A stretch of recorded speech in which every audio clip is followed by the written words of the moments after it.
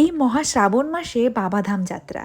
আজ যাচ্ছে শ্বশুর বাবা আর কাকা শ্বশুর মিলে বাবাধাম। আর তারই প্রস্তুতি শুরু হয়েছে কাল থেকে। সো হ্যালো এভরিওয়ান, সবাই কেমন আছো? আমি শিল্পা।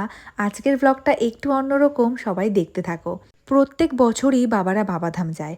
আর এই বাবাধাম যাওয়ার আগে বাবাদের কিছু শুকনো খাবার বানিয়ে দেওয়া হয়। আর তারই মধ্যে লিস্টে প্রথম নম্বরে থাকে ঠেকুয়া।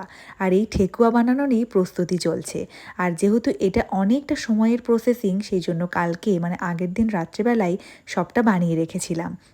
ময়দা, সুজি, ঘি, তেল, মৌরি, এলাচ গুঁড়ো, চিনি গুঁড়ো সব রকম উপকরণ একসঙ্গে ভালো করে ম্যারিনেশন করে নিয়েছি। তারপরে অল্প দুধ দিয়ে ডোটাকে বানিয়ে নিয়েছি। এখন তেলের মধ্যে একটা একটা করে ছেড়ে দিলাম। আর এই যে আমার তৈরি ঠেকুয়া। আর এটা বানাতে সত্যি অনেকটা সময়ের ব্যাপার। আমার দ্বারা খুব একটা ভালো হয় না, তবে খেতে মন্দ হয়নি। পরের দিন সকালবেলা বানিয়েছিলাম সব রকম সবজি দিয়ে ডালিয়ার খিচুড়ি, যেটা বাবা খেয়ে বেরোবে। আর বানিয়েছিলাম আলু পটলের শুকনো করে সবজি হালকা মশলা দিয়ে। শুকনো করে বানিয়েছিলাম যাতে নিয়ে যেতে সুবিধা হয়।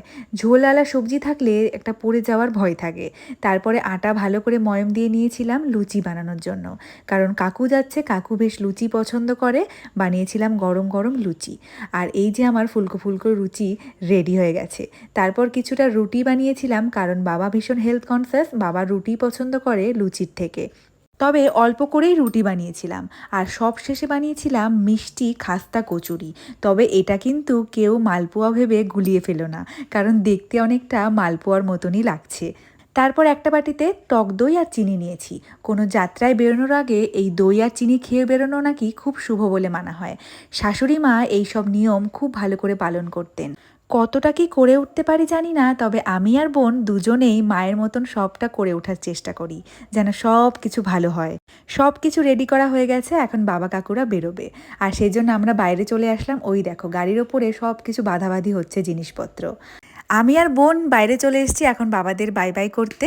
আর এটা হলো বাবাদের ফুল টিম বাবাধাম যাওয়ার। আর এনারা কিন্তু প্রত্যেক বছর খুব নিয়ম করে বাবাধাম যায়। সুলতানগঞ্জ থেকে পায়ে হেঁটে বাবার ধামে পৌঁছায়। বাবার ভীষণ ভক্ত সবাই। বাবার আশীর্বাদে সবার যাত্রা শুভ হোক। সবাই বলো হর হর মহাদেব।